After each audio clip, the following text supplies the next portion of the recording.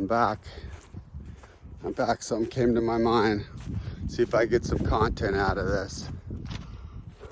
Back on the path, back on the road again with the baby girl. So I was thinking about blessings. And, you know, when you're younger, at least when I was younger, you know, I would always just, you know, I struggled a lot. I mean, I was always working. I mean, I pretty much started working, you know, probably 10, 11, 12 years old. I would go to my Aunt Rachel, and my Aunt Annie would give me work, and my grandpa, but I'd go to my Aunt Rachel's place and I'd pull weeds at her bar at this place called Augie's Tavern. And I'd go there and pull all her weeds. And I was always, you know, trying to get money. I'd get Coke bottles, take the Coke bottles to Burt's Market, cash them in, you know, just always trying to figure out a way to get money. You know, when you're got a single mom with 3 boys, I have 4 boys all together. That's, I don't know if you've ever lived with 4 brothers or 3 brothers. If you have, leave a comment below and tell me how it was. But it's, you know, you got all those different personalities. My older brother was a lunatic. So I mean, come dinner time, you're lucky to get all your food. Someone take it from you, you know. And but my mom did the best she could, you know. Be one Salisbury steak left in the freezer, and the smart person would hide it so when they got home, they could eat that Salisbury steak. And the smart person was me. So I remember I used to do stuff like that. But anyways, about blessings. So I mean, when I was younger, there was always a struggle to have money, have enough food, have enough clothes. You know, I remember we'd go to my grandma's house, my grandma Roberg, my dad's side, and it looked like the first thing she would do, she'd pick us up, and the first thing she'd do is take us to get a haircut, cut our hair off, and then get us brand new clothes. Get us a pair of Levi's, usually a nice pair of tennis shoes, either we like Vans, or she'd get us something nice, some nice t-shirts, and we would look good, you know. I always remember that with her. But so those things I liked, you know, you'd see that. My grandma always drove a Cadillac. She always had a nice Cadillac, so I'd go to this beautiful home. She had a beautiful home, and you know, it was something that I was thinking in my mind at that time, you know, because I mean, we lived in a little apartment that was beat up, and it worked, but it was beat up. 4 boys slamming doors, punching holes and everything, you know, roughhousing, fighting, you know, just crazy stuff. And if you knew my brother, you'd know. Yeah, we don't want to get into that. God bless him. But let's not lose topic. Then you'd look at that stuff and you go, you know, those are some nice stuff. You know, how am I going to get that someday? And then I remember being younger. When I was younger, I literally in my mind thought I was going to be a Major League Baseball player. And you know, it's a dream. Never thought I was going to be a musician, you know, and I was just thinking, how do I get out of this?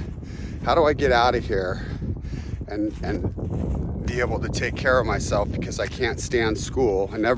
I liked the people at school, but I didn't like school. So I remember I'd get baseballs, and I'd have my glove that my grandpa got me. That's another story. And I'd sit there we had this stucco wall, and I'd just throw that ball against that wall for hours and hours and hours and hours. And then these Cuban guys that lived up front, they used to live up front of my mom's house. They'd see me, and that dad, he was a total baseball freak, and his kids weren't. But people from Cuba love baseball. And he'd take me to the Dodger games. You know, he'd take me and his 2 sons regularly. I mean, we'd go weekly. Always pay for it, take me. And you know, it's when Steve Garvey and Ferguson and Davey Lopez and Ron Say And Don Sutton was a pitcher. Actually, my dad took me to a game with Don Sutton, but where he pitched, and I think my dad sold him a car or something. But getting off the track, so that I was just thinking, how am I going to be able to get out of here, And once again, struggling, as a young kid. And I don't want any pity from no one. I'm not trying to get that. I'm just trying to share my story. And then, as I got older, I started realizing, and I learned this with my kids, you can be a great athlete, but if you're going to go to college, you got to have good grades. So it's pretty much just a fairy tale.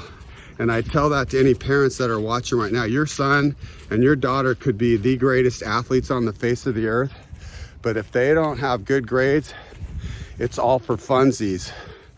And then I remember pretty much getting into 10th grade, and there was this barber named Jack, and he was friends with the varsity football coach.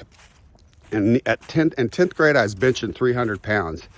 Some people don't believe it, but I was very strong, very, very athletic.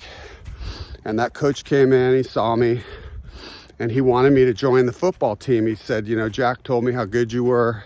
He's seen you on the Glendale Bears the last 3 years, and he knows who you are. And I just, thinking, I don't have good grades. I had horrible grades in 10th grade. They were awful. I was surprised I didn't get kicked out of school. But he said, we could, we'll help you. So I remember him putting me in like special classes, whatever you want to call it, special ed classes, English classes, just kind of like a step below, and saying we're going to get you, we're going to get you to get C's. But in the back of my mind, I was thinking, okay, I'm just going to use him to get my C's, because I don't think I'm going to do this. You had to shave your head too at CV. And I just didn't want to do that. And those aren't excuses. I just didn't want it bad enough. And at some point, I eventually was, I went a different path. But, and I've talked about that, because before the 10th grade, before the 10th grade, I was living with my dad. Come on, you come with me. And I think I've said this, I worked at this place called the San Fernando Electric Manufacturing, which was my grandpa Roberg's plant. He was like one of the main bosses over there, a big dog, and I had a job there. But when I was there was a guy named Steve Luchica, I forget his last name. And my grandpa used to have season tickets to the Forum. And he had tickets to Van Halen. And when I went and saw Van Halen, I was going down this path of thinking I'm going to play Major League Baseball, which is a pipe dream, but still, you can think like that. And as soon as I saw them, that was it. I was going to be a singer. I saw that guy, saw everything that was happening in that arena, saw all the beautiful girls at his feet. And I said, I'm going to do that. I'm going to do that. Now I'm getting off of the whole blessing thing, but I'm going to stay on topic. Hopefully it's not too windy. The blessing thing will come into play, but so I'm striving my whole life. I want to be successful is what I'm getting at. So from a very early age, 10, 11, 12 years old, I want to be successful. And needless to say, at that point in my life, I was around movie stars. I was around the studios. I was hanging out with Lindsay Wagner, the Bionic Woman, Lee Majors, Beretta, Robert Blake, Murder, She Wrote. So I'd be on the sets and see this, and it was very normal to me. Like, hey, they could do it, I could do it, And people always told me how handsome I was and how cute I was and how pretty I was. And so I just believed in my mind that I was going to be successful. I truly did. I thought, you will be a successful person. And that's that part I've talked about, that meditation of, telling yourself stuff and then making it happen, praying about it, meditating, however you want to look at it. And but mainly believing, right? Just believing herself. So this is probably 15, 16.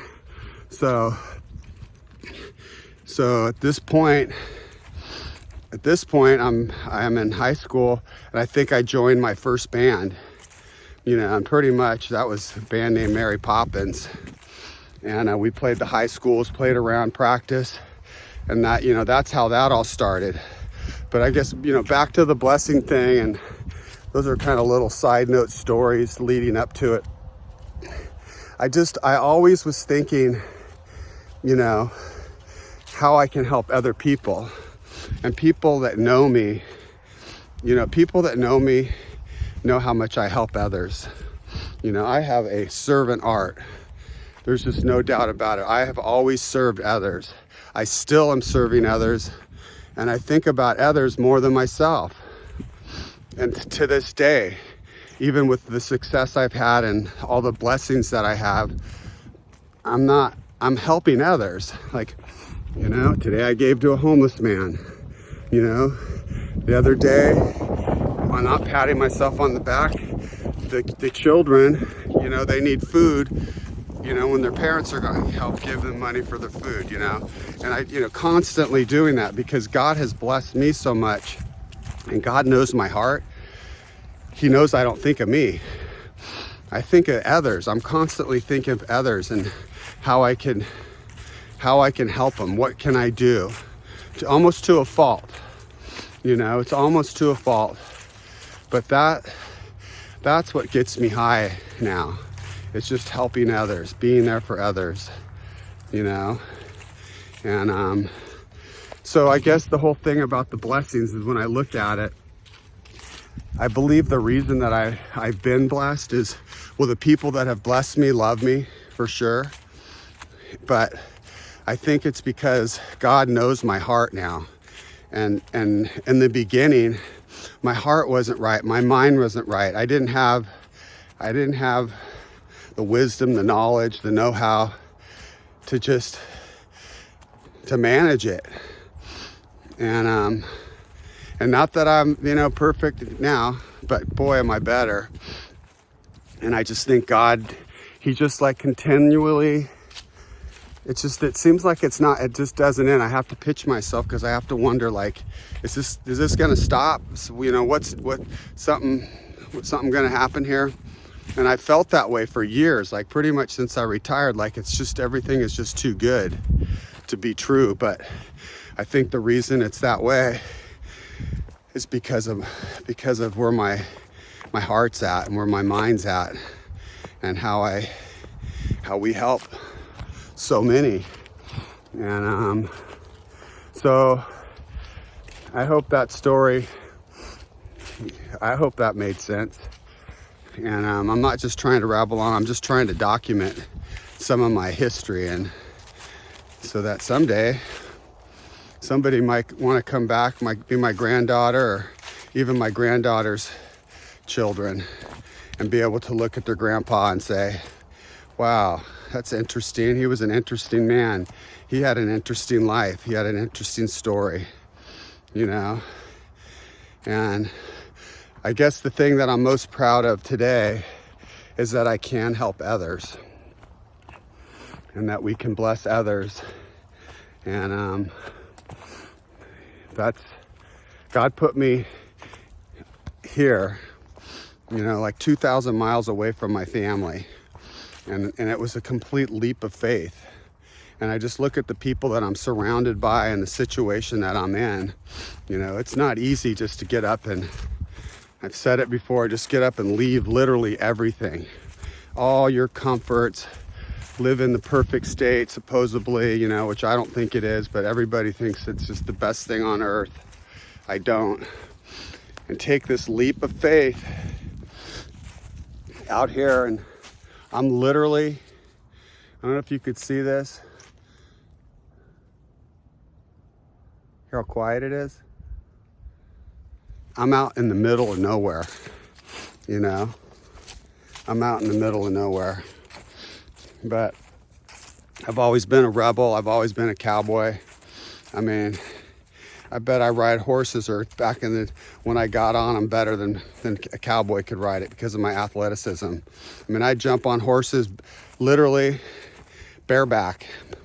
My grandpa used to have horses up at Isabella, my grandpa and my aunt, and I'd go out there, jump on them bareback and ride them, you know, hold on to them. And that's just athleticism.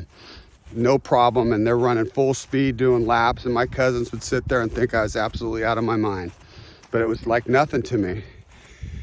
So just like I could do a handstand on a skateboard, just like I could ride a wheelie as long as I wanted to on a bicycle. Very, very athletic, you know. So anyway, I don't want to, you know, start patting myself on the back. And but I mean, that's kind of some interesting stuff, I hope. And here we go, 15 minutes again. So I hope you're blessed. And if you're not being blessed, maybe you got to look at yourself and get right with God.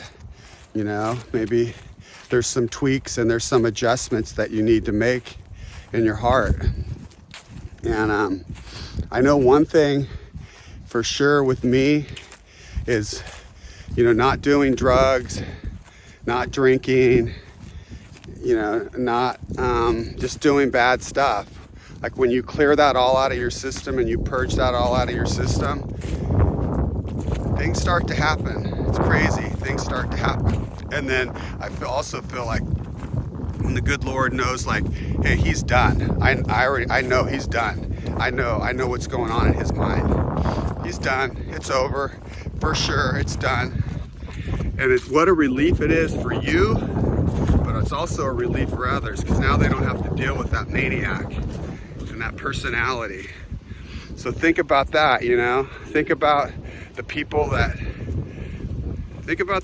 that you're around, and don't think about you. You know, think about when you do something, what your action, the reaction that you're gonna create around those people. Most of it's devastating, but when you're willing to be willing to change, I guess. I think when you're willing to change and you know inside that it's over, and whatever that may be, there's 100 things that people could be addicted to or struggling with, you know, whatever that may be. When you finally let it go, what a relief it is. You know what I mean? What a relief. You can take a big breath of air, just suck that oxygen in, blow it out, feel those dopamines flowing up in your brain, and you can move forward in your life, right? And get on with it and receive the blessings from the good Lord. Because I don't want to like sit here and preach at you, but I've said this too. The good Lord is at your door. He's right at your front door. He's just standing out there. He was like with me. He was always standing out there, like just sitting, waiting, just saying, Randy, let me in. Let me help you. Let me in your life. I know you know who I am. I know you know who I am. And then you let him in. It's pretty much just like that. You let him in. So I hope that this brings some joy to your heart, brings something that you could grasp onto. And once again, if you've made it this far, I can't believe I talked another 20 minutes. Hopefully it's not just a bunch of nonsense. It's from my heart. It's what I believe. It's what's happened to me. It's all truth. I'm gonna keep telling my story. I have so much of it that I want to tell. And that's the other thing, when you tell your story, you don't want to hurt anybody, but you still have to be able to tell your story. So I just want everyone to know that I love you, that I am of sound mind and body and spirit, and I am so blessed and so humble, and I thank you for watching, and may God bless everybody, and I hope you'll come back and watch my channel again. Bye.